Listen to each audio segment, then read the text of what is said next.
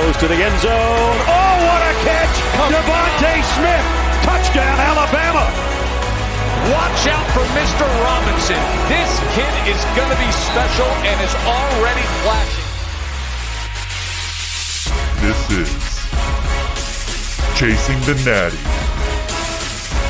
a college football fantasy podcast.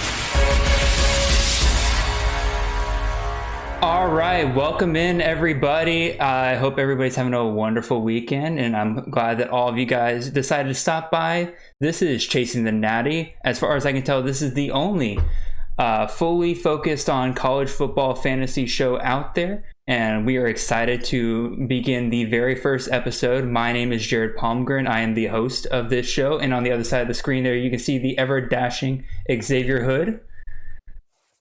Nice to meet all of you. Thanks for joining. So yeah, we kind of had this idea where in doing research, we're both, I'd say, or at least for me, I'm a bigger college football fan than I am an NFL fan, but I do like fantasy a lot. And so I was looking around for college football fantasy, and it's out there, but it's not nearly to the degree that NFL fantasy is. And so I started it with Xavier. We started a league a couple years ago, and we both enjoyed it a lot. And the next year we want to do a whole lot more research, and we kind of found that there's really not a lot of content out there that solely focuses on that. And so we decided we wanted to start this show, and just the two of us for right now. We're obviously looking to expand to different ideas in the future. You got anything else you want to add there, Xavier? No, you pretty much touched on all bases there. So, yeah, there's not been much information. Jared's probably been more analytical with his approach to college football. I've been more, watching games, watching players, and seeing, hey, this player's doing well this week. Maybe I should pick him up, or he looks great for next season. But, as I've learned over the years now, in order to win, you kind of have to have a good mixture of both. I would agree. I would definitely agree. You definitely like to make fun of me whenever I spend hours and hours researching a team and talking about how they're going to be great because the numbers say they're going to be great, but then they have one bad week one, and you like to sit there and tell me how, your numbers didn't mean anything. I'm like, just watch. And I'll just say that team made its conference championship last year, and that was Iowa State. I was very happy about that one. So yeah, that was you had a ball that weekend after they lost. I had a great ball because, funny story, I had Elijah Mitchell from Louisiana Lafayette. That's true. I was he's a great running back, and I don't know who's gonna win this game. Maybe Iowa State, because Jared's been hyping them up for the beginning of the season, and they came out and lost to Lafayette. I was like, wow, really? Lafayette? But this is here or there. We respect Iowa State's season. They did amazing things. Too bad, they came up a little bit short, but hey man, they got a Fiesta Bowl win. I have a good friend who's a Iowa State fan, and I can tell you, man, I've never seen him happier than what they had this season. The future is bright for them, definitely. They are a legitimate Big 12 threat now, and I have to pay them their respects. They're definitely on the radar. So yeah, so to start off this show, we are just going to have a little bit of a fun question. And that question is, what would we say is our league setup hot take? Like, you have your typical leagues in fantasy where you have your dynasty league, your keeper leagues, your redraft leagues every year. You also have whether or not you want to do PPR. What is our hot take on league rules? So Xavier, do you want to start off with that one? Sure. So I know this is a bit controversial because, points matter obviously in leagues, but at the same time, for me watching the games, turnovers determine games. And I think for leagues that don't penalize you for turnovers is just sacrilegious because they're a part of the game. They could basically make or break your week, to where even though there will be games to where I know Jared will mention this, to where the quarterback will throw the ball and it'll be a tip pass and the interception wasn't his fault. But we know me so well. This goes on it goes on the man's stats, and it is a part of their track record, and it made or break that particular play or the entire game. So it should absolutely affect your week with fumbles, interceptions, all that should be included. So just like how your defense gets points from turnovers and things of that nature and sacks, and I also think that quarterbacks and running backs should be penalized for their turnovers. Yeah, for the most part, I agree with you. And you cut me off of the pass. I was going to bring up the fact that like a lot of times interceptions are just not QB's fault. But in order to counter that, I guess I would say that interceptions should be less penalized than fumbles. It's kind of the same way that like with the QB, the passing touchdowns are going to be less than your rushing touchdowns for them. So it only makes sense that when they're passing the ball more, an interception, which is likely not even their fault, would penalize less. I guess my next question for you then would be, what would the optimal point, like, or how much should it cost, like for interceptions and fumbles? Absolutely. So I know usually I'd say the best way to go about this, because I think it's just based on how, who's all in your league, and if you can all come to an understanding of like, say y'all meet for a day and with the league manager and discuss how points are going to be deducted. So where I believe our first college football fantasy season that we had, I don't think we had turnovers. We did not. So second year, we all came together for like 20 minutes and we had a long, 20 minutes isn't that long, but 20 minutes of personal football talks is pretty long in terms of like, all right, how many points should be deducted? And like we said earlier, Jared brought up the point of where interceptions aren't always the quarterback's fault. Either a wide receiver will, not run the right route, or it'll be a tip ball and it's up to chance at that point. So I believe this season we had it to where it was like, 2 points were taken off, or? I believe fumbles were 3 points and interceptions were either 1.5 or 2 points. I can't remember off the top of my head. Yeah. So I think in that point, 1 to 2 range is a good range, depending on how lenient or harsh you want to be.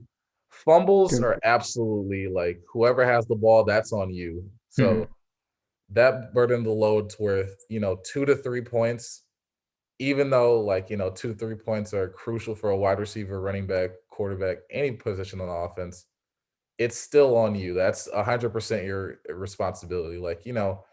O-lines will break down, but that's a part of your job. Or if you get it hit really hard and somebody just blows you up, it's on you to hold that ball and secure it for however long you need to until you're down. So I would agree. I brought this up with one of my friends a couple of months ago who also does fantasy. And in his league, they're actually very harsh when it comes to turnovers. I believe interceptions are 3 points and fumbles are either 4 or 5 points. It might be somewhere in the 4.5 range. Ooh. And here is his logic. His logic was that when you do that, you cost your team at least a field goal to a touchdown. So it should cost it, or it should kind of equal in value to that value, if that makes any sense. Now, obviously, 6 points is a lot to take away. And you also just can't assume that it's going to be a touchdown every single time that you're losing. So they basically decided on 3 points was the minimum you have to lose, because you're at least costing your team 3 points on that drive.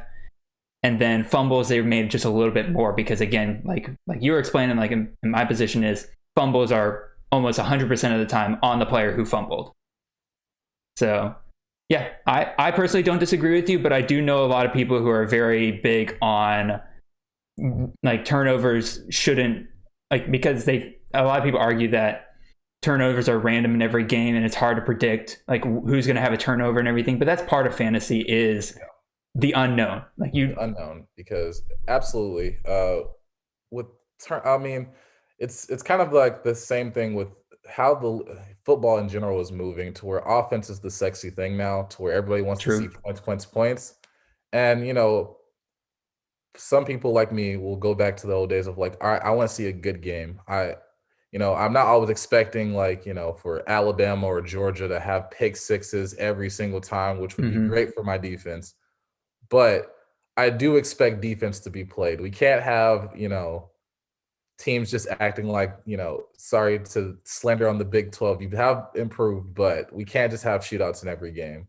Like, games have to be won, outright, just playing good football, not just whoever scores the most points. I would agree. And I think the point you're also kind of making here is that fantasy should reflect the product on field as much as it can. And like you said, turnovers are a part of the game. So if you're just absolutely taking that away from the game and the cost of that from your players, you're not actually playing a fantasy football game. So yeah, I would definitely agree with you for the most part there. My hot take is I am not a fan of PPR leagues at all. I know it's a huge, I know a lot of people that love PPR leagues. They love kind of statting out like how receptions are broken down. Because to me, that is one of the easiest things to kind of try to predict is who's going to get the most receptions versus who's going to get the most yards. Because yards can depend on so many other things, but you can kind of predict who's going to be targeted the most.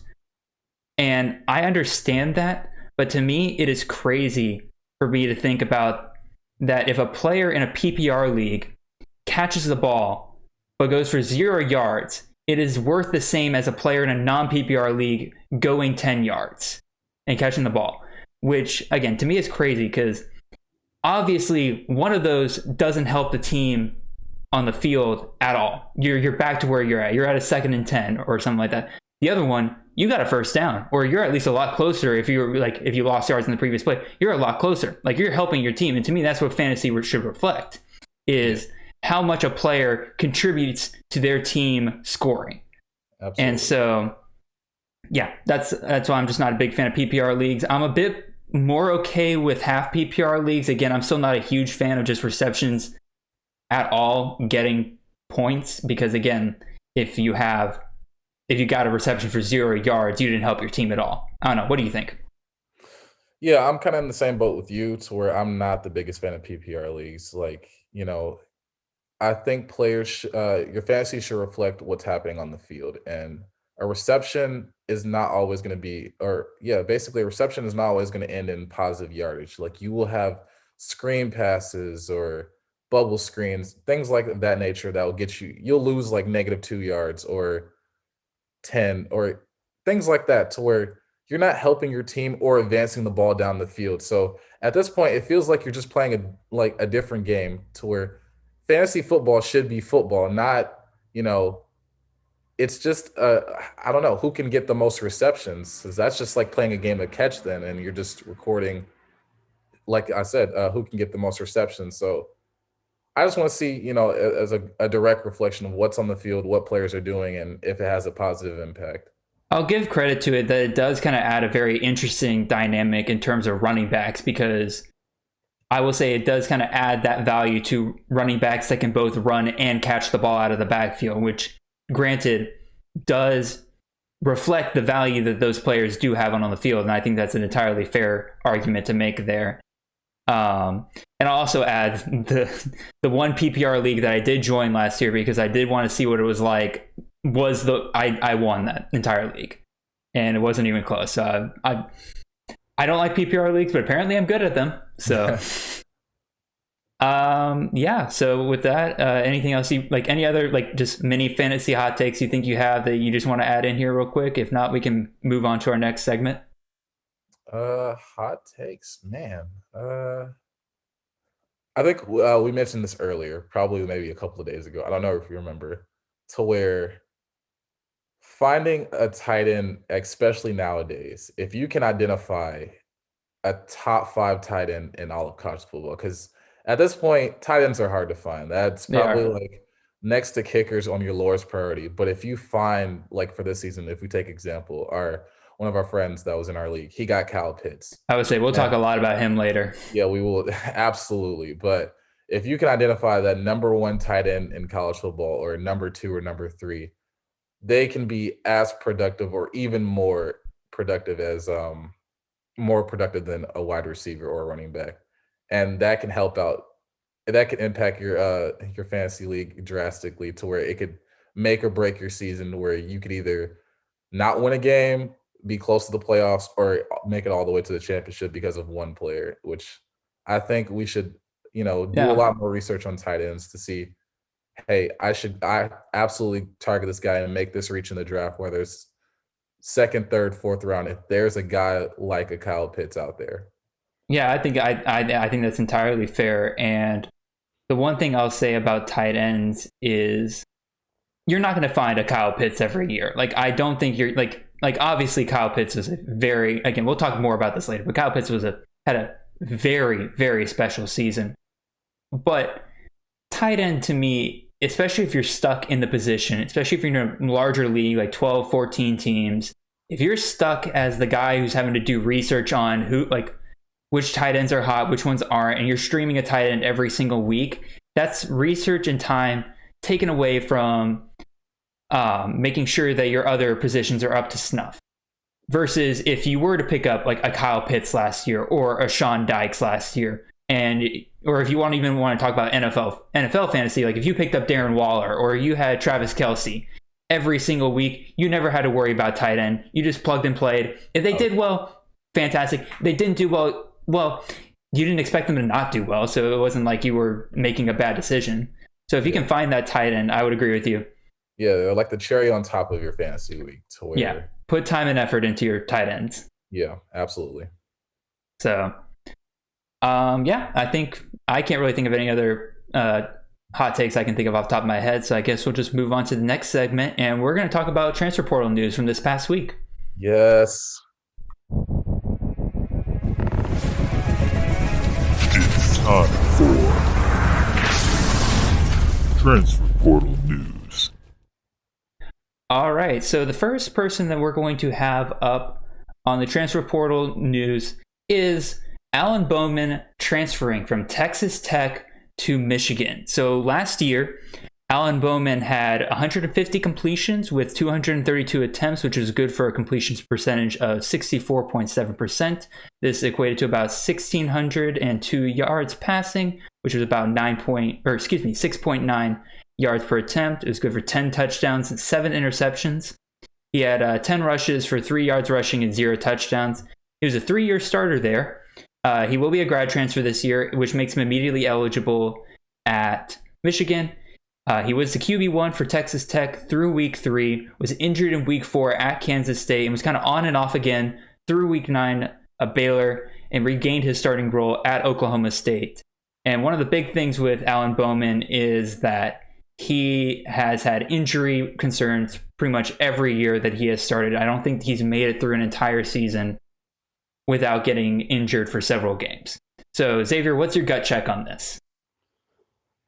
Man, my gut check. Well, Michigan hasn't produced a quarterback in the years of Jim Harbaugh. Jim Harbaugh is the correct Jim Harbaugh. And so I don't view this as an upgrade, but I view this as a serviceable player to plug in for the time being, because they are having players to not opt out, but transfer out.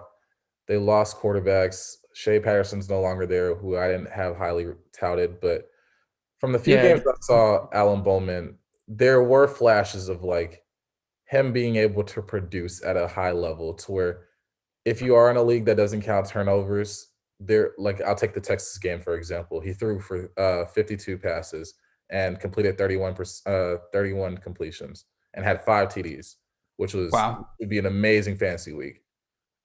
And for Michigan, they're kind of in that weird rebuilding phase. Well, they're always in a weird rebuilding phase ever since Jim Harbaugh's been there, but they have the talent to do it.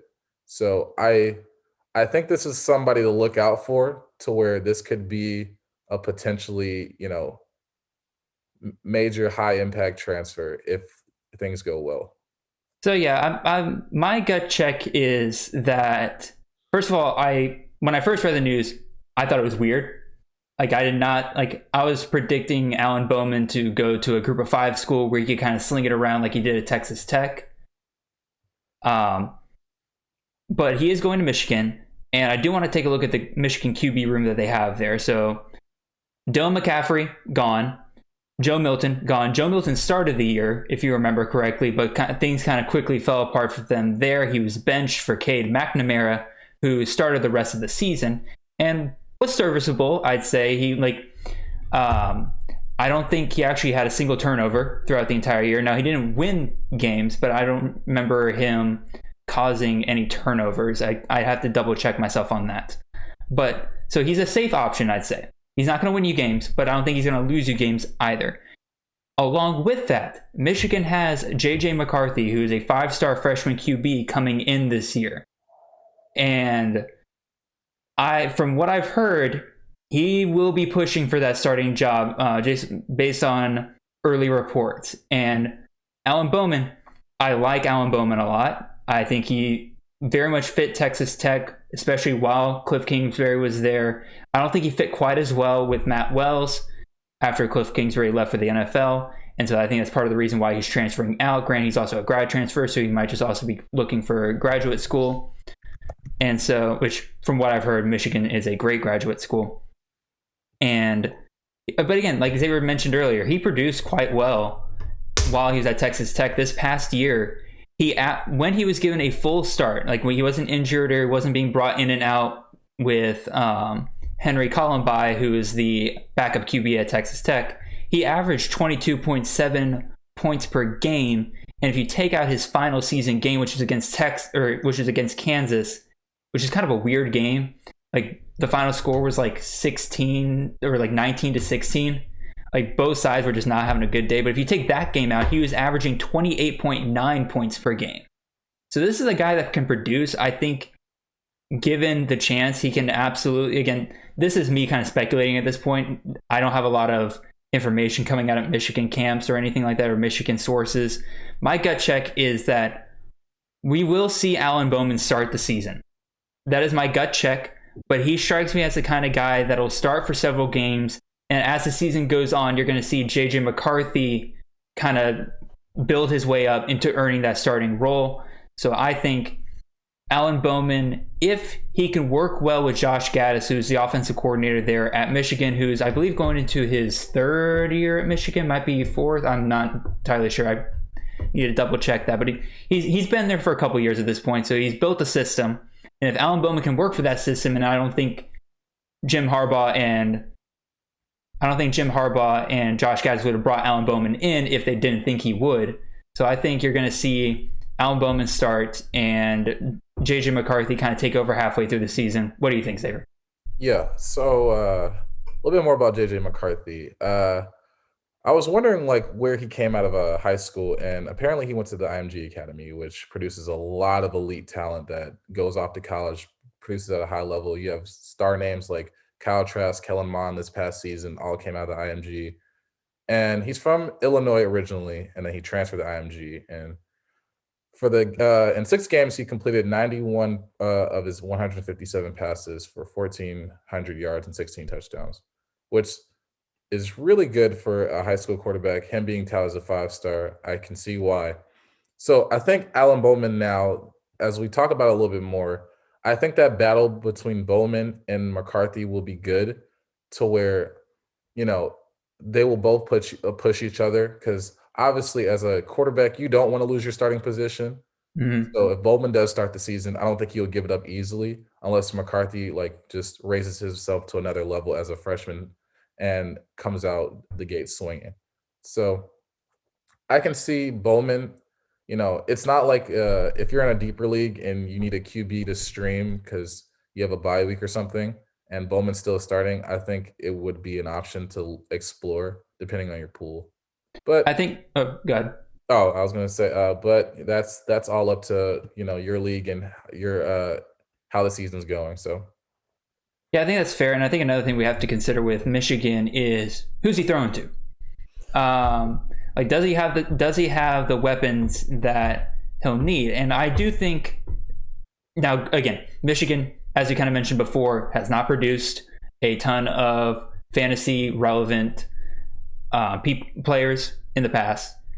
But I do think that with Josh Gaddis, who was the passing game coordinator the wide receivers coach, at Alabama for several years, I think he's perfectly capable of building a system.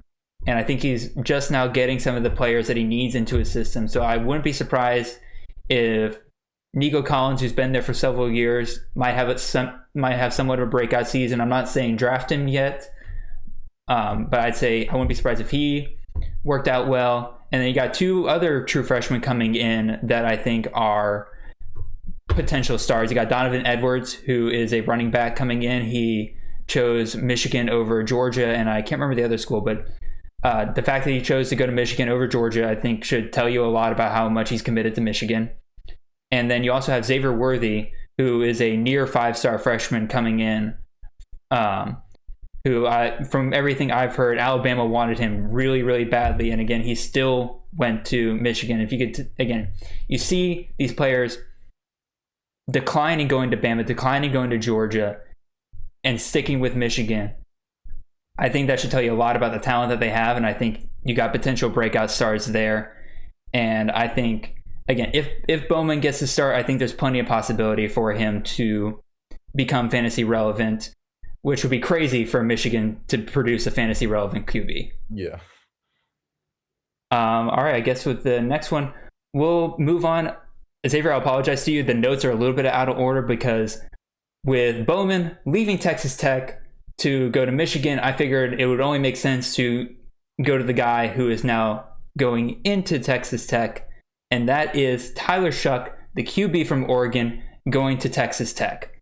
So last year, Tyler Shuck was the starting QB for Oregon in all of their games. He had 106 completions for 167 attempts, which is a completion percentage of about 63.5%. This is good for about 1,559 yards, which was also good for 9.3 yards per completion. He had 13 touchdowns, 6 interceptions, 66 rushes for 271 yards, which was good for 4.1 yards per carry, and he got 2 rushing touchdowns. Again, he was a year 1 starter, but by the end of the season, he was kind of battling for playing time between himself and Anthony Brown. So Xavier, what's your gut check here? Oh, man. Going from the Pac-12 to the Big 12, I don't see... Well, considering the Pac-12 and the short season that they had, and for you got a small sample size of what Tyler Shuck could do, and he seems like a good kid in terms of his ability to throw the football. And so I think with the Texas Tech style of offense, Big 12 spread offense, that if there's not a 5-star freshman coming in, or 4-star that's, maybe looking impressive in camp, he'll definitely be. I expect him to be a week 1 starter. Yeah, I looked at the QB room. The only one that kind of stuck out to me was Henry Columbi, who took over for Alan Bowman last year when Bowman went down to injury. And the only thing, as far as I can tell, talent-wise, these two aren't really comparable. Shuck was a 4-star coming out of high school, or high 4-star coming out of high school. Columbi was a 3-star, if I remember correctly. The only thing that I could think possibly would keep Columbi in that starting role is the fact that Columbi has followed Matt Wells to Texas Tech. He was with Matt Wells back when Matt Wells coached at Utah State. And so maybe that connection there kind of keeps him that starting job possibility. I'm not entirely sure. And you kind of mentioned that Tyler Shuck going to Pac-12 and everything. He averaged, when he was starting full-time and he wasn't kind of breaking down passes and everything he wasn't breaking down starts under center with Anthony Brown, he was averaging 28.19 points per game when he got the full starting job. Like he could put up points. And if you're telling me he's going to a Big 12 school that isn't quite the air raid that it was in the past with Mike Leach and Cliff Kingsbury, but even still, Matt Wells, I know, is smart enough to know that he's got weapons there with like Eric Ezukama, Roderick Thompson. You got to let this man sling it. I'd say, my personal opinion, I think Tyler Shuck at Texas Tech is worth drafting this upcoming season. What do you think? I agree with you 100%. I would maybe go in the later rounds of your draft. Okay. So, because, it depends on how deep your league is. I'm going to look up real quick. Points. Sorry. I was going to say 28 points per game when he was starting under center for without splitting basically snaps with the other QB at Oregon.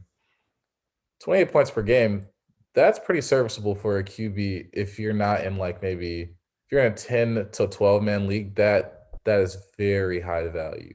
Mm-hmm. So I have Tyler Shuck currently rated as the QB 32, which would mean that in a 2 QB league, he would be the first QB on your bench. Likely.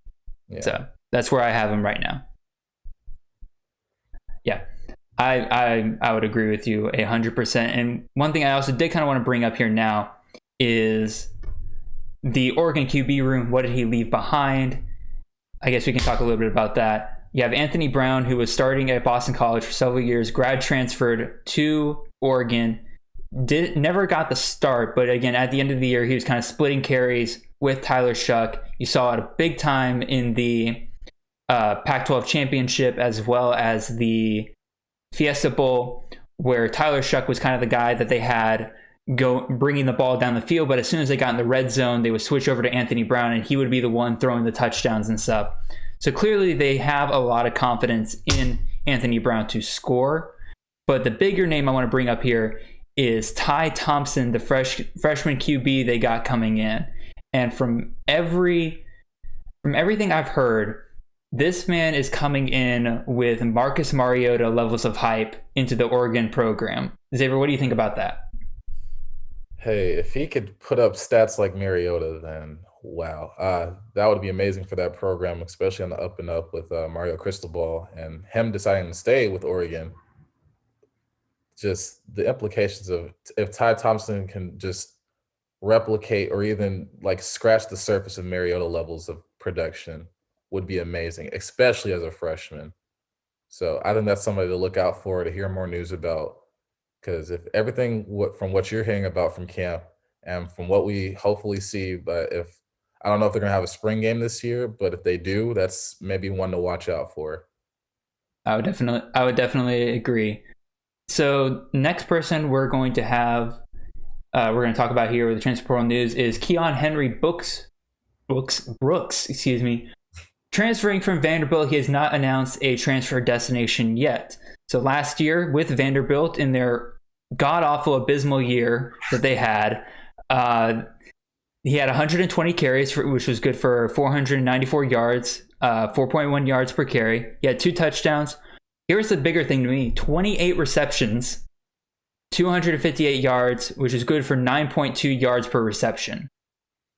And so another thing I want to bring up here was fantasy consistency was big with him. When I looked him up to see like what he did this past year, Xavier, if I told you that you had a running back whose lowest points throughout the entire season, all the games he played, and I believe they played 9 games, was 7.5 points. And his highest point was 27.2. And this is the low and high points. And he averaged 14.53 points a game, as well as 4 to 5 receptions per game. Would you consider that person pretty valuable in fantasy? Absolutely. Considering, depending on your leagues, like I say it as much as I do, but considering on your leagues, you're not always going to have that, great, if you're not going for that big back in the first round and you want to wait later on for like maybe a flex or serviceable option, I would absolutely tout him as a valuable running back, especially with the implications of him transferring, depending on where he goes. And if his production goes up from going from an abysmal Vanderbilt team with, I don't know, god-awful problems all around, the whole program is just a mess. But if he actually goes to a program with an actual system and O-line and good coaching plan, I could see him being very valuable and might even be shooting up into like mid-round territory, possibly. Again, to me, it's crazy because, again, abysmal Vanderbilt team, and your low point was 7.5 points, which was 75 yards in that game. Like, that to me tells me, like, this man clearly has a lot of talent, and wherever he goes, it's going to be, he'll probably make an impact. Now, I'll tell you the rumored teams that he's looking at. Currently, the rumors are he's going to stay in the SEC. And the 3 schools that are rumored are Auburn, Mizzou, and Tennessee. What are your thoughts there? Oh, man. It would be interesting. I'll go, I guess, team by team. I'll start with Auburn because, I was really high on Tank Bigsby coming into the season. And after a couple of games where I saw that he wasn't getting as many snaps, I made the dumb decision of dropping him. Yep. And Jared saw that things were changing over at in Auburn for the War Eagles and that he was going to get more snaps. And he Did you just say the Auburn War Eagles? Yeah, the Auburn War Eagles. I'm not going to respect their name. Doesn't matter. whatever you want to call them, War Eagles, Tigers. We don't know what your mascot is. Just stick to one. That's like calling Georgia the Georgia Billy Goats, whatever we were at one time. Good We're just Lord. dogs now. But a split backfield between Brooks and Tank's Bigsby would look amazing. I don't think there would be any drop in what Tank would do. I think they would both play on their strengths, and it would honestly. I mean, they're both great pass catching backs. Yeah. And so to have both those options out there to kind of not confuse defenses, but have defenses thinking you got two backs back there. If you either one of them can carry the rock, and either one of them can catch it out of the backfield. That's now 4 options the defense now has to consider with just those 2 backs, and I think that would be an incredible combination for Auburn to play around with. Yeah. Now on to we're gonna go tier by tier. On to Mizzou. They're losing I'm sorry about that. They're losing Larry Roundtree, which was 4 years. He's been there all 4 years. He produced a lot these past 2 years, and he's getting a lot of yards, a lot of touchdowns. But I remember you mentioned earlier they had 2 guys, or maybe just one, that was getting pretty decent amount of receptions as well. Tyler Brady, he's going to be somebody I will probably be drafting in my later rounds because he, while was the backup running back for Mizzou, he was, I believe, one of their top 3 targets in terms of receptions, which to me, if you can get a dynamic player like that who can both catch and run, and the team goes to them a lot, and especially now that those carries are being vacated by Larry Roundtree, I think he could be easily a breakout candidate for this next year. If Keon Henry Brooks went there, I'd probably put his stock down. I would probably put Brady's stock down a little bit more, and depending on what I saw in the spring game, if Mizzou has a spring game, depending on what I see there, I would have to reevaluate their stock at that point. I'm not sure how I would feel about him going to Mizzou. Yeah, well, I will say this. Mizzou definitely surprised me this season. I don't think their record reflected, the improvements that they've made over the years. I would agree. So I think it's an up-and-coming program. I think, transfer and players and high school players should be excited about Mizzou and what they're doing with that program. So I don't think it's I don't think it's as much of a reach as maybe some other people would think for him to possibly go there. Mm-hmm. So I think, like you said, maybe I'll drop Tyler Brady's stock down, maybe bump Kenyon Henry Brooks up a little bit, or either just have him at the same as when he was at Vandy. But I think that's still a pretty serviceable option. I think it's fair. But lastly, that's right. Yeah, Tennessee. Oh man, I could go on a whole rant about Tennessee, and I mean, the trash can is now more relevant than ever. It's honestly, I think they need to put the trash can in a bigger trash can. It's a dumpster over there in Tennessee. But I will say this: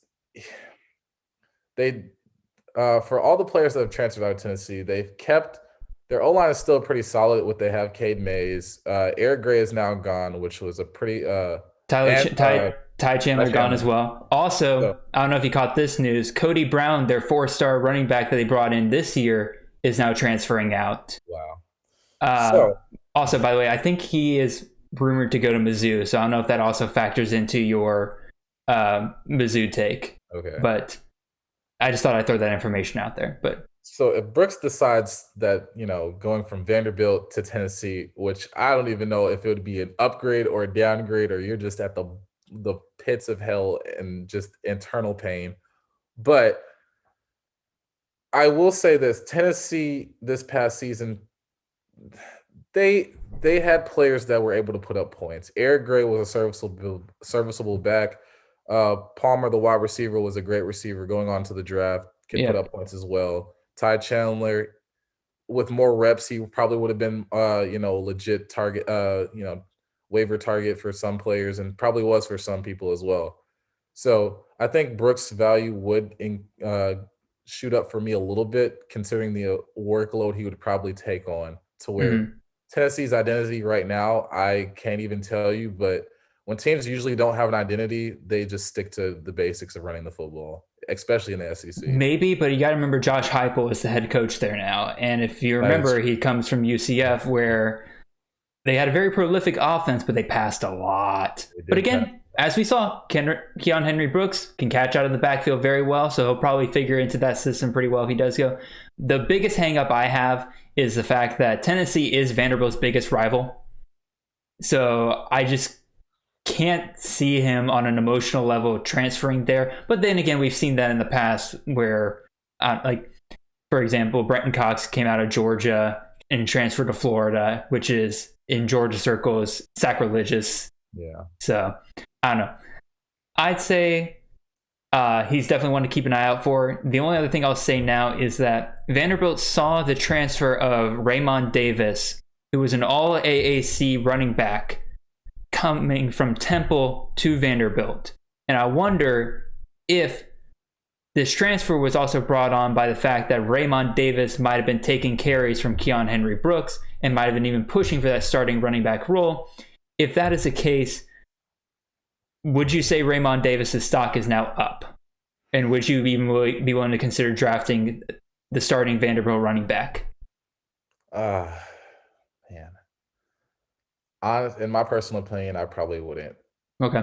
Just because I'm going after guys to where, they're going to put up more. Like if their low is 7.5, and considering Vanderbilt's rebuilding process of whatever they're going to try to do with that program, I guess it would take a lot for me to put my trust in Raymond Davis right now. I got you. I remember that he was a target last year when he was at Temple, and I would consider drafting him for myself. And then, I drafted him. It was a mistake because Temple barely played any games, it felt like. Yeah. So if he is as prolific as you say, and if he was going to compete for that starting job, maybe, but I'd have to see it to believe it first. I'm not ready to take that chance in the draft, but after maybe like week 1 and 2, I'd probably consider picking him up. That makes sense. All right, so we're just going to try to move these last two just a little bit quicker because we've been spending a lot of time on this. So next up, Arik Gilbert, transferring out of Florida, transferred to Florida from LSU this same offseason. Last year with LSU, he had 35 receptions, which was good for 368 yards, which is 10 yards or 10.5 yards per catch, as well as 2 touchdowns. He was the number 3 target on LSU's team. He was number 4 in the amount of yards he had, which kind of makes sense because when you're a tight end, you're going to be getting a lot more short passes. He was the number 1 tight end in the class of 2020, according to 247 Sports, which, if I remember correctly, is the highest rated tight end has ever been. And yeah, what's your thoughts here? Man, I followed Arik Gilbert from the time he was in high school at Marietta in Georgia. Mm-hmm. And I remember so vividly like getting excited because Georgia, our home school that we love so much, our home team. Yes. We were so close to getting him, and things fell through, and he ended up deciding to go to LSU. And I was like, well, LSU's coming off of a national championship with all these great wide receivers and just amazing spread offense. And then for them to just completely fall off the map. But we'll get into that later. We'll get into that later, but I wouldn't say they fell off. Again, lots of caveats there. Continue. Yeah. But I personally drafted Arik Gilbert based off of the talent that I've seen him play in high school and that what I've heard. And he came in looking like he was going to be, a standout freshman tight end, which he was. Absolutely. He absolutely was. I would say. Like he got me around probably 7 to 8 points for the first few weeks. And then after that, he kind of just, production went down a little bit because that's mainly because Miles Brennan got injured and they were deciding what to do with Max Johnson, how they were going to go about their quarterback and whole offense. They were going through their lows of the season. So that's fair. One thing that kind of shocked me, and I'm going to ask you if this shocks you. So you say he's a standout freshman tight end and everything, and the talent is obviously there. Just watch the man on film. Oh, but in terms of fantasy, if I told you that he was the tight end 41, would that shock you? Because that's where he was in terms of points per game. It wouldn't shock me considering like I did have him and I knew he wasn't the I just knew LSU's offense wasn't the same as what I thought it was going to be this the past year when they won the national championship.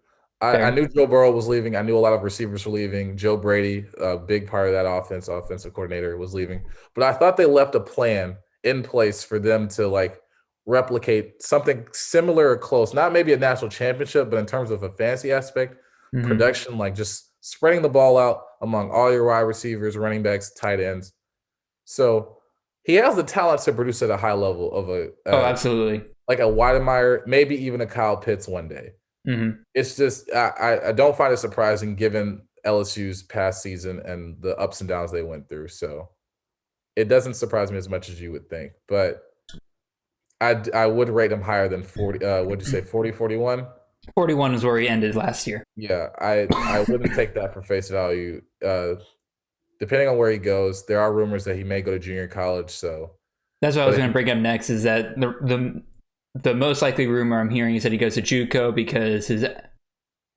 Again, I don't want to get into these rumors, but there's rumors of him like being academically ineligible for most schools because of what happened at the end of last year, and so he'll likely go to JUCO, which would be, I think, a loss to fantasy because I think I agree with you. He has the talent no matter what. He's always going to be a great option to just pick up. The other rumors are Georgia's still in the mix, Tennessee is still in the mix.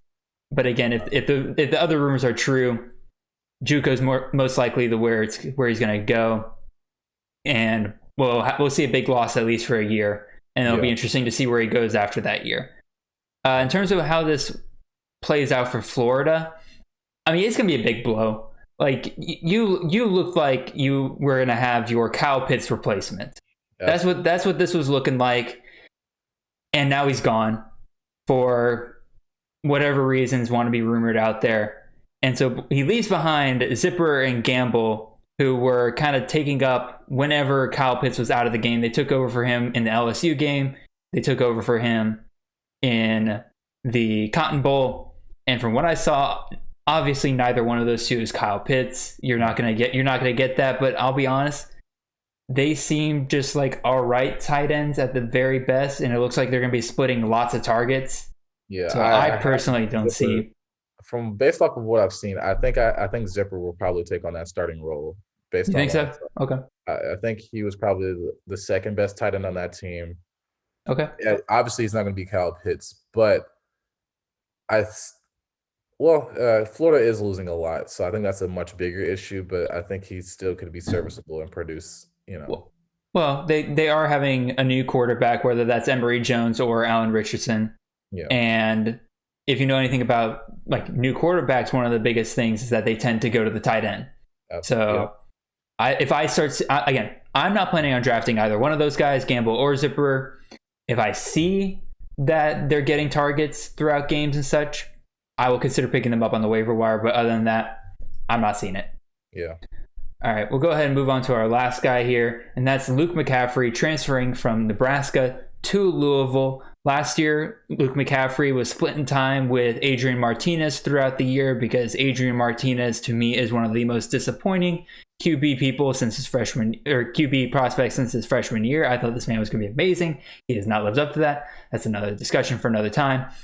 Luke McCaffrey had 48 completions with 76 attempts.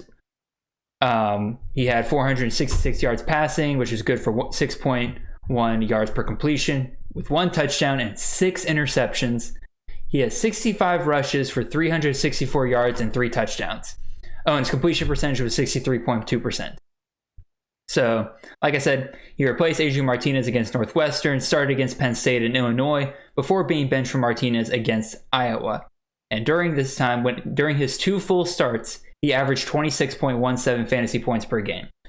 What's your gut check here, Xavier?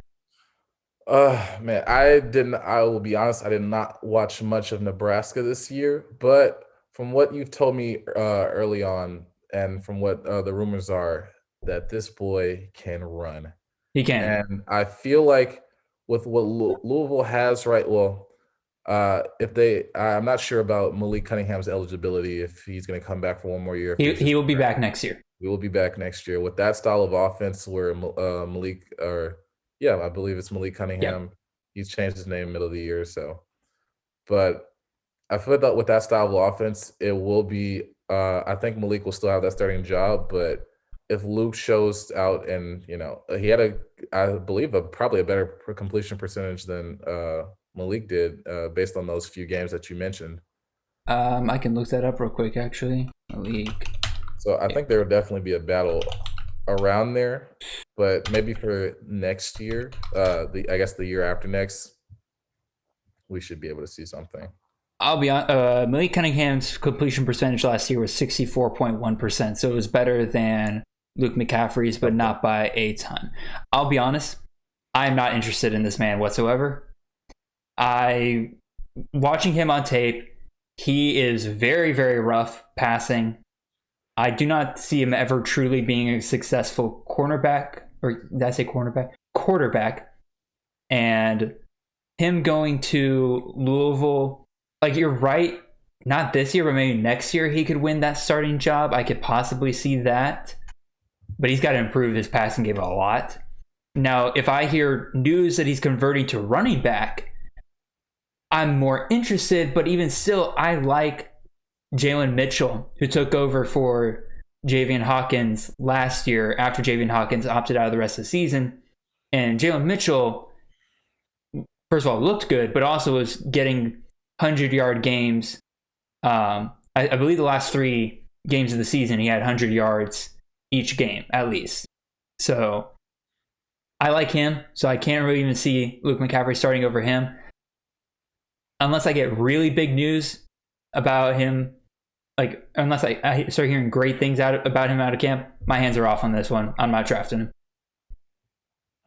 him. So yeah, with that, we're going to move on to the next portion of our show, in which we're going to kind of talk about what we kind of learned and what, like, our biggest surprises and disappointments from this past year in 2020, kind of doing a little 2020 year in review. And so first, we'll start with our surprises. I'll go ahead and start off with mine. And my first surprise, oh my God, the MAC. Mid-American Conference. I don't know why it took me several years to truly, truly believe in the power of the MAC. And you'll hear me talk about this all season long, all summer long.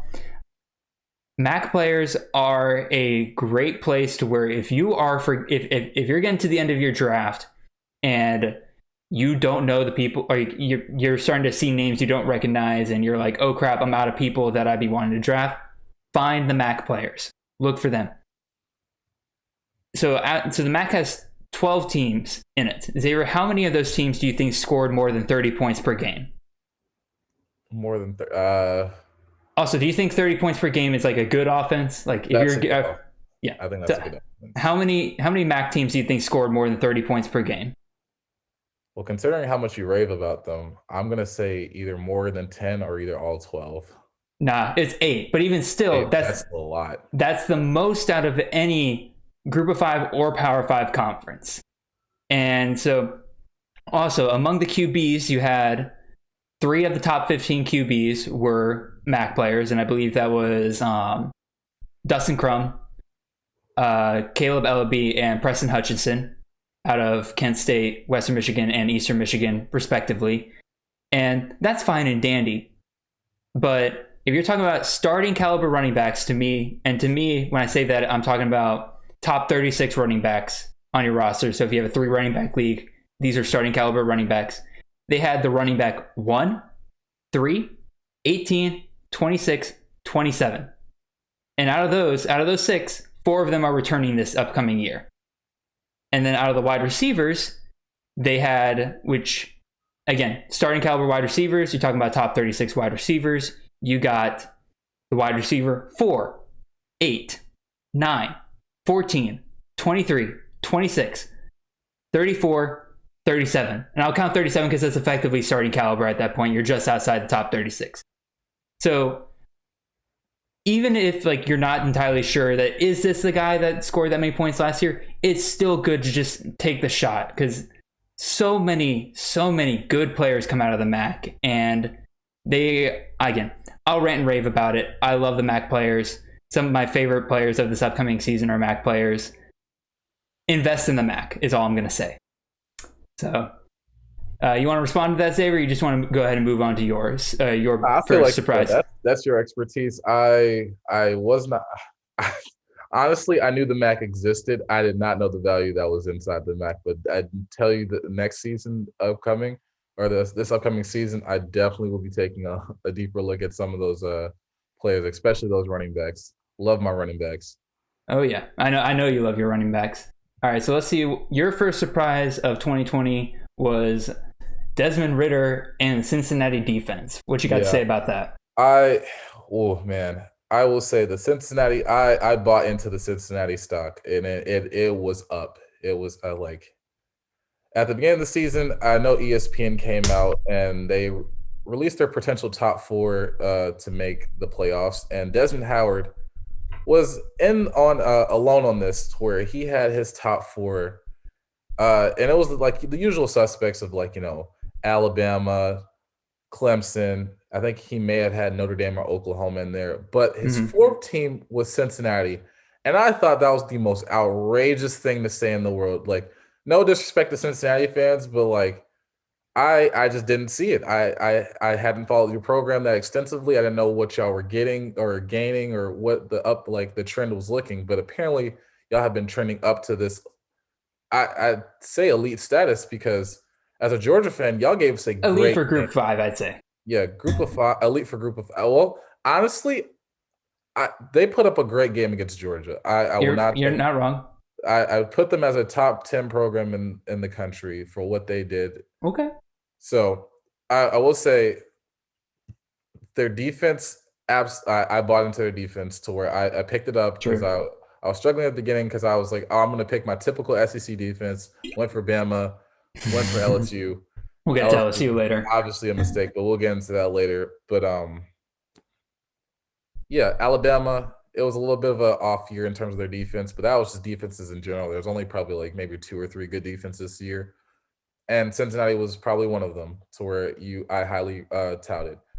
And to go along with their defense and their team as a whole, Desmond Ridder, from the beginning, we were like, yeah, he seems like a good receiver, but his improvement throughout the season just got exponentially better, to where I agree. Oh my God, this man was just a touchdown machine, along with their running game.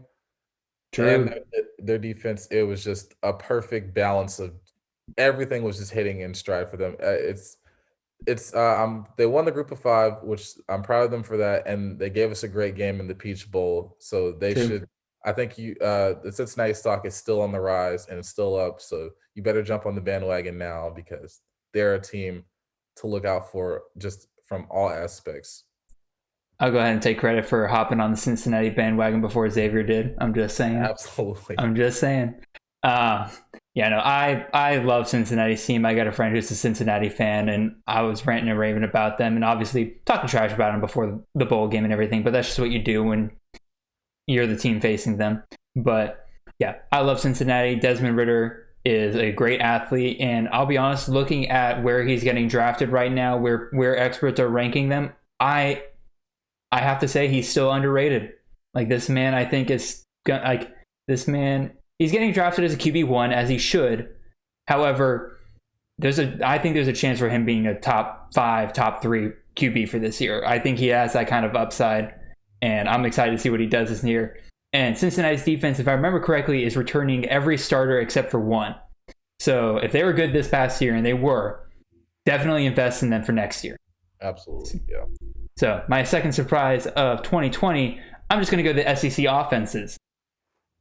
We already saw in 2019 that we had offenses in the SEC beginning to change. The LSU offense was obviously one of the greatest of all time. But in that year, and again, I'm still using this 30 points per game metric in terms of like how good I think an offense is. In that year, 4 SEC offenses scored above 30 points per game. This past year, 6 did. And so those 6 were Alabama, Ole Miss, Clemson, or not Clemson. What am I talking about? Clemson's not in the SEC. Where is that? Alabama, Ole Miss, LSU, Florida, Georgia, God, I can't remember the sixth one. It was either Texas A&M or it was Mizzou. I don't know. It was one of those guys, but still, that's six. That's six right there. And I think even into this next year, you're going to see even more because Mississippi State didn't quite get there. But as you saw last year, while Mississippi State got shut down several games, I think they have the potential to get up into that 30 points per game range if they can get that air raid system down there figured out and how they can do it against SEC defenses such as they did against LSU. Again, LSU defense was something, but my point still stands is that SEC offenses surprised me again this year, and I think it's going to be I think it's going to be another good year this upcoming year. I think SEC teams are teams to look out for. I did have one other note here is that in terms of how many teams scored above 30 points per game, the SEC was second out of the Power 5 and only losing out to the ACC. So they even beat out the Big 12 in terms of number of teams scoring above 30 points. So I like the SEC offenses. I'm excited to see them next year. Yeah, times are definitely changing. Coaches are realizing that, old styles, especially Georgia, where it's just like, we built our program based on running back university, but I think it was starting to shift mainly probably like 2017-ish, but then it really became apparent when LSU won a national championship and what Joe Brady did with that program to show the possibilities of what an offense can truly look like in college. So definitely on the up and up, like all the teams Jared mentioned. Mississippi State definitely want to look out for. There is a wide receiver, Wiley, definitely needs to be on people's radars. I have him highly touted. All the others, big name schools, you can go through their receiver core, see what they're doing. Georgia, we have a few up and coming ones. I'm just gonna plug in our guys because I believe in them that much. Pickens, Jermaine Burton, Rosemy, Arian Smith is gonna be great. It's just so much talent that these coaches are recruiting for, and these players are able to produce at a high level. So definitely is a big surprise. Obviously I would agree. This is my surprise of 2020. But speaking of your surprises, your number two, you kind of threw in Kyle Pitts and Arkansas here together. Yeah. I'll let you talk about both, though. I think they're both worth talking about here. I'm gonna talk about Arkansas first because I feel like that their season needs a little bit more. They need more credit.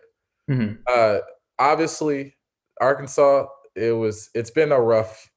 I can't even say a few years. It's been a while since Arkansas has been relevant. And Georgia losing Sam Pittman hurt my soul and my heart to where I was like, oh my God, we're losing one of our best O-line coaches. But I'm happy to see him go on and become a head coach. You're going to Arkansas, so I was expecting like maybe a rough patch because things aren't going so well. But oh my goodness, did he come in there and make an immediate impact? Like their record may not show it, but if I believe they were 3-7 last year.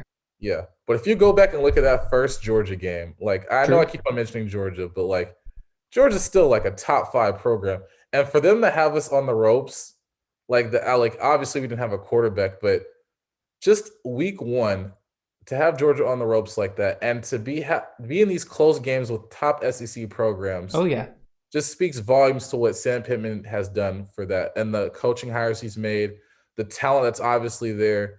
Felipe Franks became relevant again. He did. I never thought I would say the day that Felipe Franks would be a relevant quarterback. And I was like, you know what? It's 2020. Anything is possible. To where that man was the meme of Florida, to where every time Georgia or any other team for that fact played Felipe Franks, felt like they had a good chance of winning. Oh yeah. Now this man is just came onto the scene and was looking great. He was. And for the game that he got injured, they have a backup quarterback that looks like he's going to be KJ Jefferson. Particularly good. Yep. So, and their defense is obviously going to come along. Sam Pittman knows that, in order to win an SEC, you have to have a defense. So he's definitely going to recruit, lock down Arkansas, do the best that he can, and try to get somewhere in that like Midwest-ish. Well, I imagine he'll also try to dip into Louisiana there as well. It is just south. So. Yeah.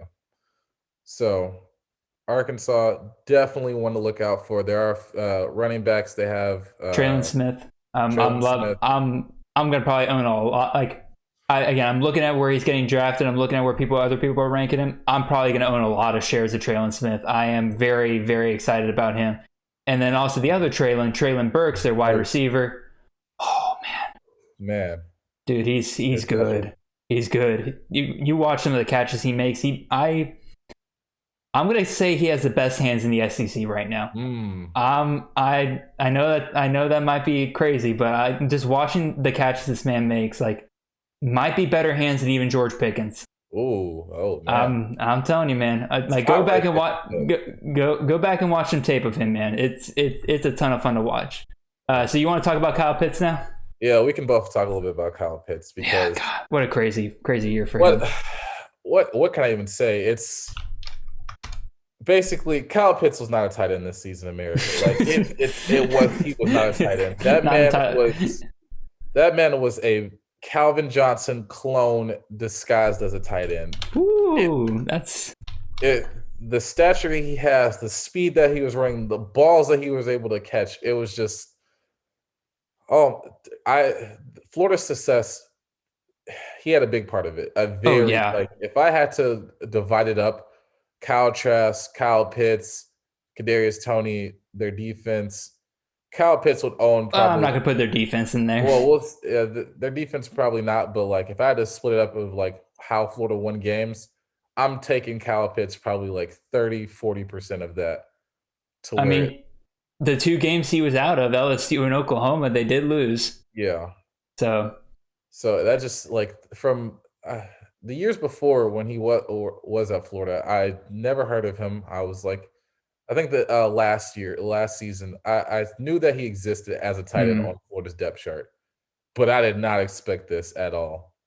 For him to just turn into, honestly, if we look at it from a points standpoint, I think he probably is in the realm of like Devontae Smith of like in terms of production that he had this past season, where he could have been out of all the wide receivers. Not quite, but I was going to let you finish at first, but literally I have one thing to say only of how special Kyle Pitts was this past season. His fantasy points per game was 18.63. You're never getting a tight end like that ever again. And that's all I'm going to say about Kyle Pitts. What a special season he had. I'll let you finish now. I'm sorry. There would be games where he'd get like 30, 40 points, and I'm just like, oh, like that's more than some of my both of my receivers combined would get like early on in the season. And having to face him was just a nightmare. It was. Like you'd have to have everybody else just clicking that day. So I cannot imagine how nice it would have been to have Kyle Pitts on your team. Like you never have to worry about tight end ever again. And this is why we said earlier in the show, invest time and effort into tight ends before the season starts, so you just know who to go to. Yeah. Kyle Pitts, special player. We're going to my third surprise. I'm going Malik Williams. Golly, I love me some Malik Williams. And like nobody saw Liberty going 11-1 this past season, I don't think. God. Yeah, Malik Williams is special. Last year, he had 170 completions with 265 attempts, which is a completion percentage of 64.2%, which is all right. But that was 2,260 yards, which is good for 8.5 yards per completion, 20 passing touchdowns, 6 interceptions. He also had, and this is the important part, 141 rushes for 944 yards, which is good for 6.7 yards per carry and 14 rushing touchdowns. 14. This man earned 34.84 points a game for fantasy. This man is incredible. Nobody else on this team scores points. Out of the 420 points scored by Liberty, how many do you think were scored by Malik Willis? Probably somewhere in the 300s. Not 300s. We're not going that high. But we're not that high. 204 of this total points Liberty scored this past year were done by Malik Willis. That's 34 out of the 55 touchdowns they scored. Like that, like this man is a literal one-man show. He earned 34.84 points per game. The second highest scoring fantasy person on his team was their running back Joshua Mack, who scored 10.55 points per game. Third highest was their kicker with 8.64 fantasy points per game. Xavier, one of the biggest things I hate in fantasy is when I get a great QB. Like, for example, Tua Tagovailoa or Joe Burrow on my team, and I'm like, oh my God, I'm unbeatable, right? And then somebody goes and gets Jerry Jeudy and Jamar Chase and Henry Ruggs, and it doesn't matter that he's worried about them splitting carries or splitting yards or anything. No. Any points that Tua earns, Judy's going to earn. Any points that Jamar Chase earns, or any points that Burrow earns, Jamar Chase is probably going to earn at least a good chunk of that. You can't do that with Malik Willis. This man does not have his go-to receivers. He just has receivers that he plays around with.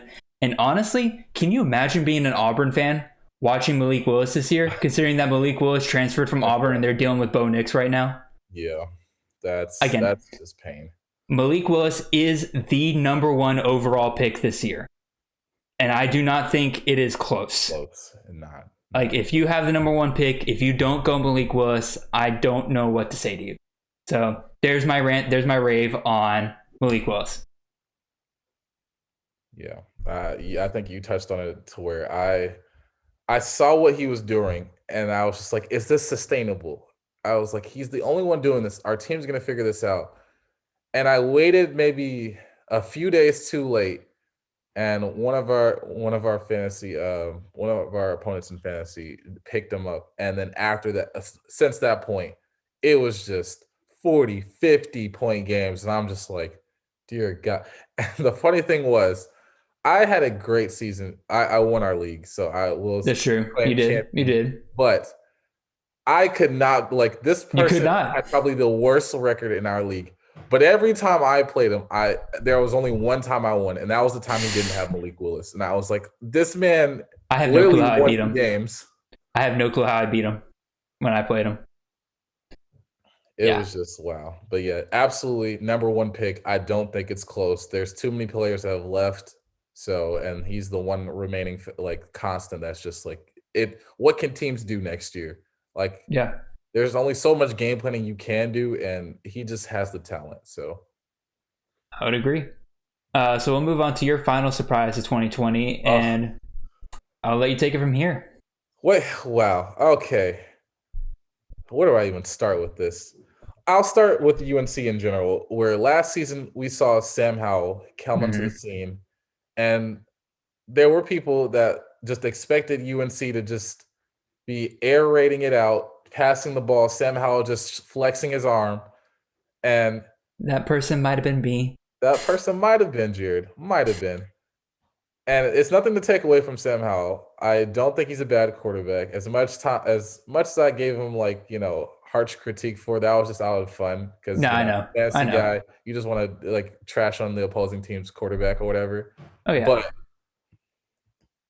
UNC's run game, no, but I don't think anybody saw this to where not to this level. We'll start with Javonte Williams, to where this, oh my God, that is a bruiser. Just I won't even get into the stats, just what the ability that he has with the ball, and for him to just break tackles and break off for runs. I'm pretty sure, I think at one point he was leading I'm trying to remember. I know he was probably like one of the top ACC touchdown, like most in touchdowns. Probably was in the end. And I think so, yeah. And then in the end, it was like he was probably like top 3 next to Najee, or top 2. Mm-hmm. And then you have a complimentary piece of Michael Carter, which maybe in the beginning it was like more Javonte and then seeing Michael Carter catch of the backfield. But Michael Carter let it be known that he was nothing, no pushover, no scrub. That man will break off and he will win you some games. And that's why he's going to be playing on Sundays. He will be. I think they'll both be playing on Sundays. And let's not forget their game against Miami, where both of them scored over 200 yards rushing. Oh my goodness! Like, what do you say to that? The funny thing about that week was I had Michael Carter on my team, and my opponent had Javonte Williams. And we were both happy.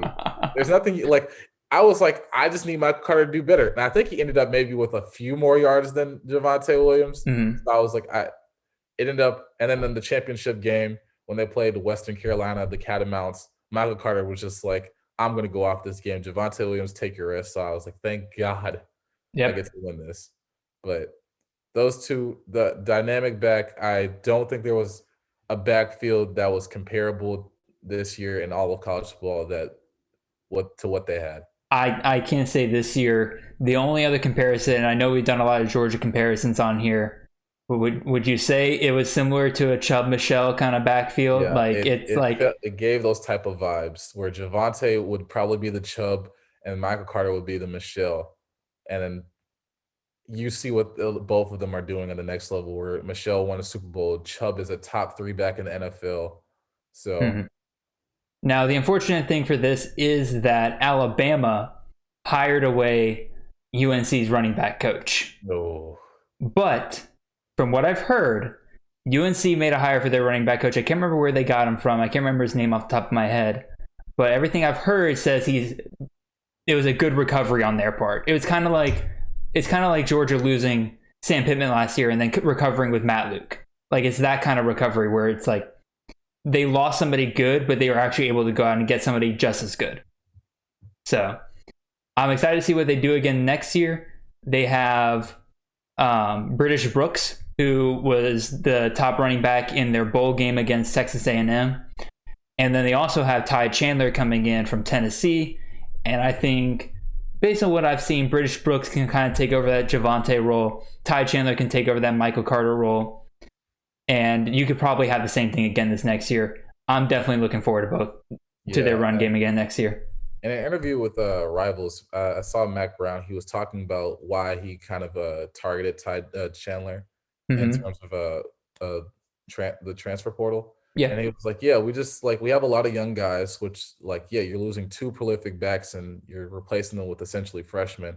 So you need that guy with a little bit of experience. And Ty Chandler with Tennessee he showed flashes. He's been with the program. I believe he's a junior, maybe senior. So that definitely will help that backfield out a lot in producing and maybe building up that run game again. But I do expect next year Sam Howell to probably rely a little bit more on their arm and probably be a little bit more balanced than they were run heavy this year. Because makes sense. Daz Newsome and why am I forgetting? Is it De'Ami Brown or no? It's De'Ami Brown. De'Ami Brown. As much as as the hype that came around them coming at the beginning of the season, where people thought they were going to be, we'll get to Daz Newsome in a second. Trust me. Yeah. So that's all I have to say. Yeah. So those are our biggest surprises of 2020. If any of y'all have other surprises that you want us to talk about, feel free to put them down in the comments and everything. We love discussing this kind of stuff. So now we'll move on to our biggest disappointments of 2020.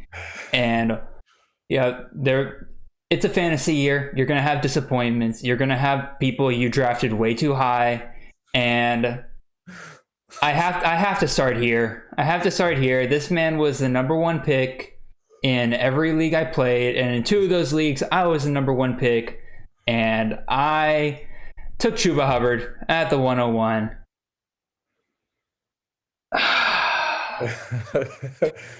There's not much to say here. Number 1 overall pick. You expect high things out of this man. This man had a 2,000-yard season the year before. It was incredible. I was looking forward to just having a guaranteed back every single week. And usually backs can only get better. So I was like, okay, even if he doesn't get up to that 2,000-yard season again, he's going to have a pretty incredible season as far as I could tell. Nah.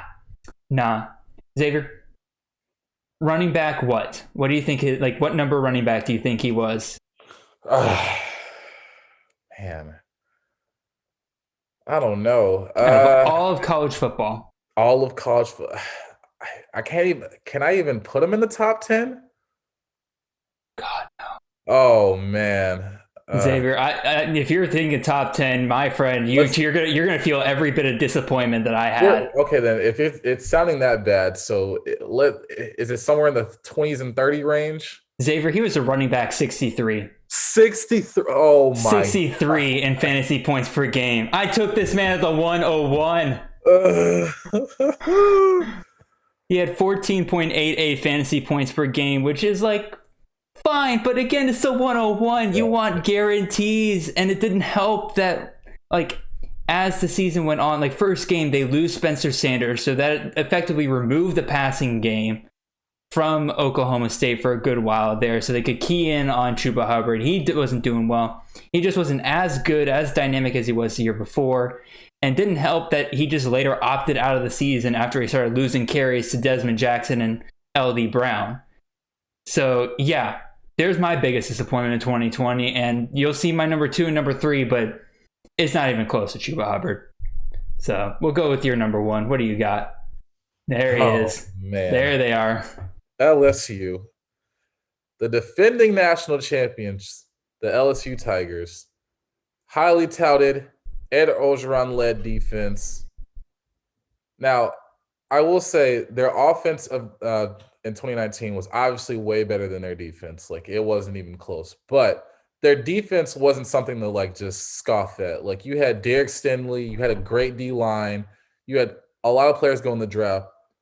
But you had the sense that, even though they were losing a lot of players, you had great players coming back. And LSU, you're touted as DBU, Defensive Back University.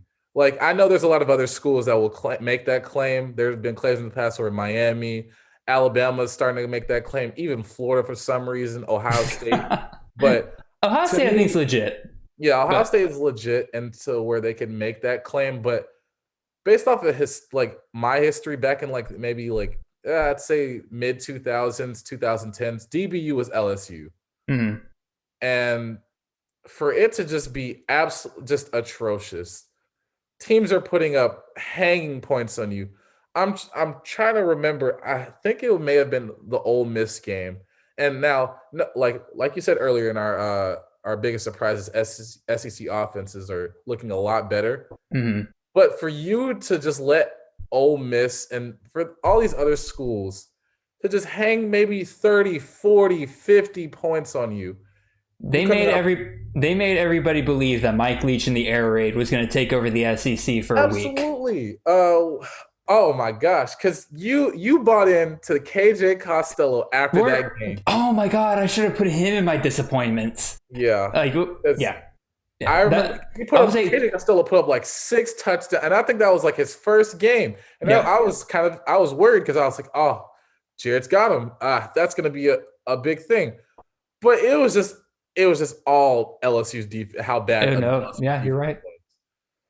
It didn't help that Ed Orgeron was hyping his defense up like crazy before the season because they lost Dave Aranda to Baylor. And congratulations, Dave Aranda. Dude deserved a promotion. And they went and got Bo Pelini, which everybody was like, okay, like, it's not great, but could work. Yeah. And Ed Orgeron was out there in interviews saying, yeah, I think our defense is going to be even better than it was last year. And I'm like, all right, you lost a lot of starters. I'm excited. And obviously you bought into it because you drafted LSU's defense. I did, because defenses were going off early. They were. Like, and our league's defenses go early, and that's something, well, we'll talk about that in a future episode, how much more valuable DSTs are in college than they are NFL. But LSU's defense was not what Ed Orgeron was talking about. And really, I'll be honest, like, once I saw what was on the field, it kind of made me respect Orgeron a lot less as a coach, because I felt like he just didn't quite have the grasp that I thought he did on his program. Yeah, the man was selling snake oil, Jared. I was lied to, I was bamboozled, I was ran astray. It was tough. But now that I know, I'm like, there's maybe like 5 teams I have in mind in my head that I'm just like, I either have to get one of them for my defense and hopefully buy into another program for the rest. Let me see if I'm looking at my DST rankings. I'd say there's a good 10 that I'd say are serviceable. I've done a little bit of research. I need to do more, obviously, but like, I'd say there's a good 10 that you could work with before. And like, if you're on a defense that you're not gonna have to stream every single week. I mean, you're gonna have to stream defenses no matter what, because that's just how the game is now. But if you want like a consistent starter every week, I'd say there's about 7 that you could work with every single week. But in that 5-7 range. I know like Georgia's always a surefire. Clemson as well because the ACC and their defense is prominent. Alabama, Bama's defense is going to be good this year, I think. Yeah, Saban, like their defense wasn't as great last year, but it was still serviceable for me. But I know Saban like prides and a lot of himself. those were freshmen, if you remember. Exactly, they have a lot. Like their edge rushers. Oh my God, Will Anderson is a monster. Malachi Moore is another good one to be man. watching out for. Like they got some crazy guys on that team. Notre Dame, always going to be a good defense. Now I won't talk about their team or their season next year with them losing Ian Book, but their defense is always going to stay solid. They got Jack Cohn coming in. I think he'll be fine. Yeah, so and that's just to name a few. There are some other ones that you could also Cincinnati that we mentioned earlier. Yeah, it's going to be good, but yeah. So definitely bought into the LSU hype train. Yeah, I bought into the LSU hype train, and you were mentioning earlier how LSU kind of fell off, and I was like, I'll hold the phone on that a little bit because, my opinion, Miles Brennan, their receiving game, that was still on point. Like Terrence Marshall bailed me out of so many games. Miles Brennan, if he was continued to be healthy, I think LSU would have won a lot more games because he was putting up well over, like I believe he was averaging over 30 points a game in fantasy through the first 3 games. So their QB room, their wide receiver room, still good for fantasy. Now their running game. Yeah. Oh my God. So again, they came into the year with, I thought, 3 good options at running back. You had 2 former 4-stars in Chris Curry and Tyrion Davis-Price, and they looked to be the ones that were kind of getting the main backup roles behind, or like they were splitting. You also have John Emery Jr., who is a former 5-star, who I've been waiting on him to have a breakout year since he went to LSU. And so they were all splitting carries behind Clyde Edwards-Helaire, who was kind of the feature back of LSU's dominant 2019 run. And even though I looked at it and saw 3 good running backs, I'm like, okay, LSU typically does kind of key in on one guy. And I'm like, all right, so one of these guys will break out as the season goes on, right? Right? I said it as we were going into week 8 and 9. So let me break each of these guys down for you. Tyrion Davis-Price has 7.48 fantasy points per game. The highest score he had was 17.5 against Arkansas, and that was the only time he scored above 10 points in a game. John Emery Jr., the former 5-star. Again, I've been waiting on him to have a breakout year. 7.01 fantasy points per game. Highest score was 14.6 against Alabama, and that was the only time he scored above 5 points throughout the entire year. Chris Curry, who I actually ended up drafting with my last pick in our league, 1.72 fantasy points per game. He was 4th on the team. And the guy ahead of him was Trey Bradford, who I hadn't even heard of before the season began.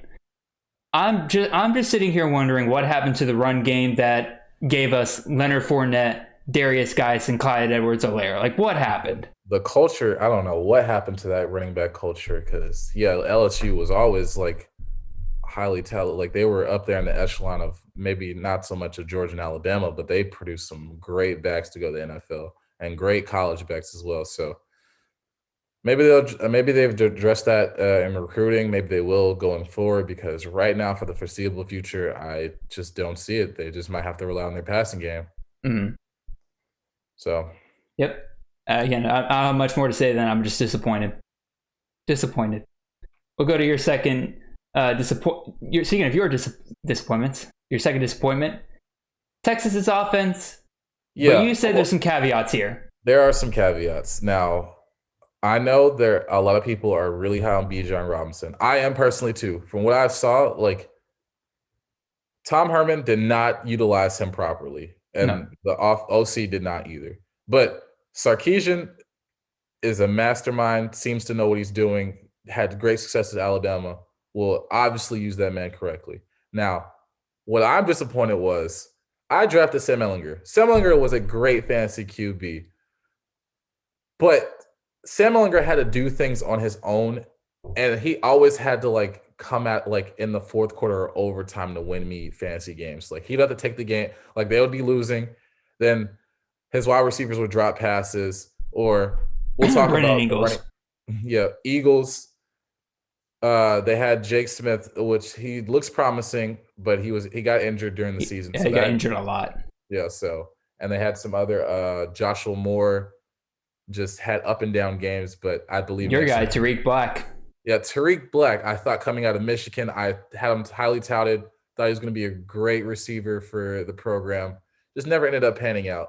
Maybe he'll go on to the next level and, find a serviceable team that he'll be able to show his talents, but Texas just wasn't it. Or maybe he'll stay with Texas. We don't know. But I think the biggest blemish on that offense was Keontae Ingram. The amount of times that they put their faith into this man and the amount of times that he fumbled. I can't remember the game, but the game was on the line. TCU. And he fumbles on the one. You said what? TCU. TCU is the game. Fumbles on the 1 yard line and they lose the game. And they continue to just the definition of insanity is doing the same thing over and over again and without realizing your mistake. And they kept giving this man the ball. And I was just like, what are you doing? Especially since we now see Bijan Robinson was probably the better back the entire season. Absolutely. And even Roschon Johnson was doing better. I just couldn't make sense of it. So I'm just I felt bad for Sam because he was so close to breaking some Texas. He's already probably top 2 Texas QB of all time statistically. But coming into the season, people were expecting him to break Vince Young, all this and that. So I'm just so I was just expecting a lot. So I'm just well, it just was a disappointment in terms of what I was expecting to get. Yeah. I think that's entirely fair. I know for me, it was frustrating with the wide receiver room all year long. He never really settled in on that number 1 receiver. It was somebody different every single week. It was Jake Smith, Joshua Moore, and that speaks to the talent in that wide receiver room. But for fantasy purposes, it's a nightmare. Yeah. So, but again, it did make Ellinger valuable because similar to Malik Willis earlier, you had. It was impossible to try to siphon points off of him through his receivers because you never knew which one was going to break out. So for my third disappointment, I believe I might actually have the wrong thing in here. I do. Not Memphis running game. While that was disappointing, I went back and looked at some of my drafts and everything. I didn't realize how much stock I put into Daz Newsome. And we talked about earlier with the UNC running game, so I won't spend too long on Daz Newsome, where I was big on Sam Howell, Daz Newsome, De'Ami Brown coming into this year. And Daz Newsome was a big target, in Sam Howell's freshman year. He had more targets than De'Ami Brown. I'm like, okay, De'Ami Brown may have had more touchdowns, but he'll translate those targets next year with Daz Newsome, and he'll probably end up getting more touchdowns with that, right? Nope. He kind of caught on at the end of the year and everything, and I was like, okay, but by this point, I think I don't remember where I drafted him. It was early. It was round 5 or 6, and for as small as our league was then, it was not good value at that point, and I was very disappointed with him. But I was a little excited at the end because De'Ami Brown, Michael Carter, Javonte Williams all opted out of the bowl game. Daz Newsome says, "Nah, I'm staying for the bowl game," and I'm thinking, okay, this might be an indication that Daz Newsome's going to come back for another year because he realizes that he did not put up the tape he needed to go to the NFL this year. And I'm like, okay. And he had a pretty good bowl game, I'd say. Wasn't anything spectacular, but it showed that he was very much an option for next year for UNC to continue with and even become a number 1 receiver again. Few days or a week or 2 later, announced he's going to the NFL draft. And I'm like, dude, come on. So, yeah, he kind of disappointed me over and over again this season. That's where I'm going with that. So, yeah. I will say this about Daz Newsome. I saw, I was watching the games closely because UNC was a fun team to watch. Oh, they're so fun. Well, not even fantasy, just football-wise this season. Oh, yeah. And I saw, maybe later on in the season, last 5 games, I was like, you know what? I made a trade, and I was like, maybe I need one more receiver. And I was like, I know Daz Newsome has the ability to get yards and touchdowns, and I took a chance on him. And the last few games, he showed up for me. So yeah, you like to make fun of me whenever things don't go well for me, you made fun of me for Daz Newsome for a while. But again, it was funny at the right time. You picked him up at the end. You see what I was what he could have been throughout the entire season. That's what I was looking for. It just didn't pan out for me. Yeah. So we'll move on to your final disappointment. I'll let you explain this one. Oh, okay. So sticking to the theme of wide receivers, I will go with Oklahoma's wide receiver duo of Charleston Rambo and Theo Weiss. Now, I probably would speak more on Charleston Rambo as Theo Weiss is still there and seems to be, a decent wide receiver two, maybe three, depending on who else they have coming in. But Marvin Mims is outright the number one for I would Spencer. agree. But I was under the impression, and then from what I saw from Oklahoma in previous years, it was CeeDee Lamb, and then it was Charleston Rambo. And I was like, okay, if that's how it is, and CeeDee Lamb has gone to the NFL, I would pick up, maybe his successor, Charleston Rambo. And first game of the season, amazing. I think he probably had me about 3 touchdowns in that game, and I was just ecstatic. And I was like, man, my pick looks great. After that, nothing. It just seemed like he was just on the field there to just look as a decoy. Probably had maybe 5 receptions like later on. I may be exaggerating, but it felt like that to where I wasn't getting any production out of him. And I also was like, well, I'll go pick up Theo Weiss because maybe they'll look to him. I don't think maybe Spencer Rattler will target this freshman for long. Theo Weiss looks like, to be the next guy. And it just wasn't that, but I will not say, to stay away from Theo Weiss because he may have a great season next year. He's not a terrible wide receiver, but Marvin Mims has already established stuff as that number one. And what Lincoln Riley usually does in recruiting, he goes after big name receivers. So I expect maybe another freshman to come out. That's just my belief. But Mario Williams is looking like that dude. Yeah. But Charleston Rambo going to Miami, that's going to be something to watch out for. Considering that Miami, their receivers are pretty hit or miss depending on the day or the week. So that's fair. Yeah, I have Theo Weiss rated as a wide receiver 5. So that basically he's going to be a bench guy, but he's definitely still worth having on your team, in a draft. So that's where I'm at with him. Yeah. So, yeah, those are our big disappointments from this past year. There are a lot of them, but those are the kind of the big ones we were focusing on. And so for our final little list here, we're going to move ahead and take a look at what we're looking forward to in 2021. I know what we're about to talk about, and I'm just going to say this is less fantasy relevant and more just like what we're looking forward to in the 2021 football season. And my first one is no more opt-outs, no more mass game cancellations. That was awful this past year. Awful, awful, awful. Yeah, across all sports leagues. All sports. It's just games constantly getting canceled. You had to be on top of your game. And you would have this amazing roster built. And especially it was awful in the beginning, in the first couple weeks when only like 2 or 3 conferences were playing. You'd have this incredible roster built up, ready to go. And you just saw game after game get canceled. And all of a sudden you're looking at your team and it's just like, I have to go to the waiver wire and I have to drop a bunch of people. I had Elijah Moore on my team. And I had to drop him at one point because just so many teams were getting canceled. And I'm like, I have to drop him. Otherwise I'm going to get a 0 in this column. That's how many people I was losing every week. So I'm got him. I don't want anymore. Opt-outs were awful. Jamar Chase, losing him was an awful loss. My number one pick? Oh, that's right. It was your number one pick. Jamar Chase, awful. Kenneth Gainwell, I didn't pick him up, or I wanted to pick him up, but losing him, I know hurt a lot of people in several leagues that I was in. And so, yeah, I'm ready not to deal with that next year. And everything it looks like with COVID right now, we're going to have a pretty much, I'd say at least 80 to 90% normal season next year, barring some kind of catastrophe. Yeah. So, yeah. We'll look at your first thing you want to look forward to. Yeah, and expanding off of returning to normalcy, fans back in stadiums in the stands.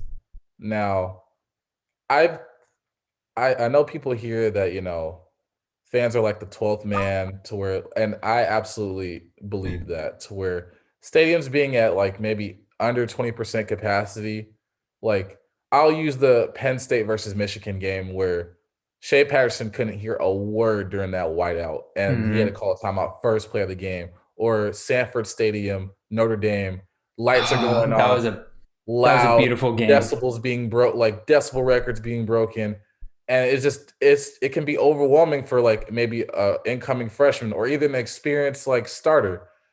And for that, it's like I kind of related to like maybe the NBA to where they went into a bubble and you don't have fans like booing or cheering you or making a lot of noise to distract you from making that crucial play. Mhm.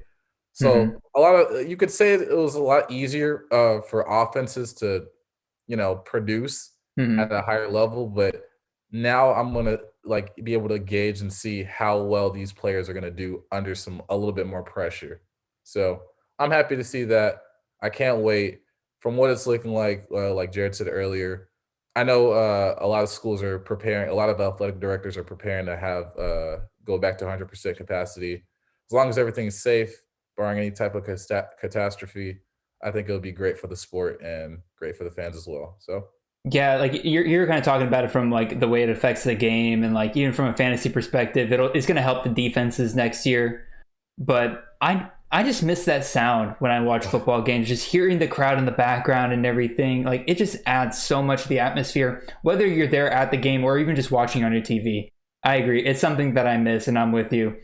It's something I very much look forward to having back in 2021. yeah, My second thing to look forward to in 2021, we get spring practice and fall practice and all those games back. Golly, that made fantasy for college football so much harder last year because we did not have these practices where we were getting news out of camp. We did not have full practices where you did not have spring games where you could actually see it with your own eyes. Like, unless you're one of these people that can get into the stadiums, even so, that's incredible if you can.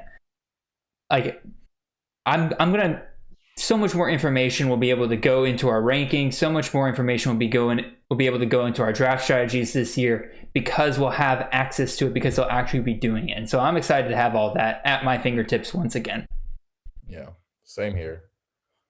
I think they'll definitely help programs out to where and you'll have all these freshmen come in. They don't really know how to condition like with the experienced starters or upperclassmen. To where it felt like this season, freshmen probably got the short end of the stick and they were just thrown into the fire. Now, some people rose to the challenge. Some people just need that added development to where you're coming in. You were probably the biggest guy in your high school. Now you're like the scrawny kid on campus. Like, you think you're doing something benching 200 while there's another guy like squatting close to 1,000 pounds. So it definitely that added time definitely helps these programs develop.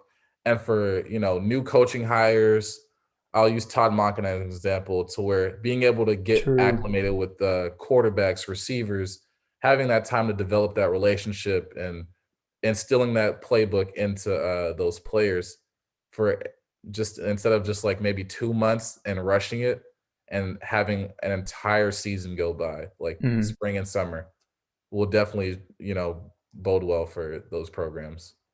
Yeah, I'm glad you brought that up. I can't believe I didn't mention that, the fact that you saw so many programs this year suffer from the fact that they did not have a spring practice, not really have a full fall practice, especially teams like Georgia, Penn State, all these teams that brought in new head coaches, new offensive coordinators and stuff like that, especially in this age where you need to upgrade your offense. You need to you offenses are changing so quickly.